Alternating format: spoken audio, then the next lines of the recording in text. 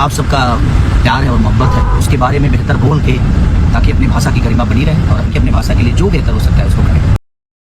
अब खेसारी लाल के गाना ऑल ओवर इंडिया हिट में शामिल हो रहा है। इस वीडियो में शुरू से लेकर अंत तक बना रही है हमेशा ऐसा वीडियो न्यू परमिशन जितना जल्दी लाने को मैं प्रयास करता हूं आप लोगों तक। खेसारी लाल के एक गाना जिस गाना के नाम है पलंग सगुआन के नीदरलैंड में जो बड़े सिंगर हैं वो खेसारी लाल के अपना गाना छोड़ के खेसारी लाल के गाना के उठा के गा रहे हैं। सब पब्लिक भी खुश है।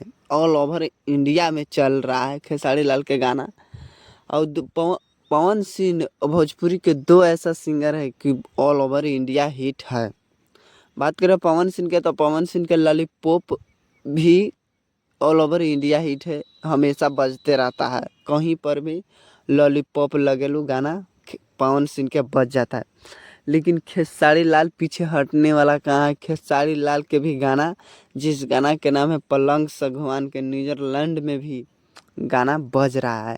अब भोजपुरी बड़े बड़े सिंगर भी भोजपुरी गाना उठा के गा रहे हैं और भोजपुरी के अब मांग भी हो रहा है। भोजपुरी भी अब चारों दिशा में छितरा रहा है और हर एक जगह अब बज रहा है। भोजपुरी के भी धमाल और बवाल मच रहा है। ऐसा ऐसा होना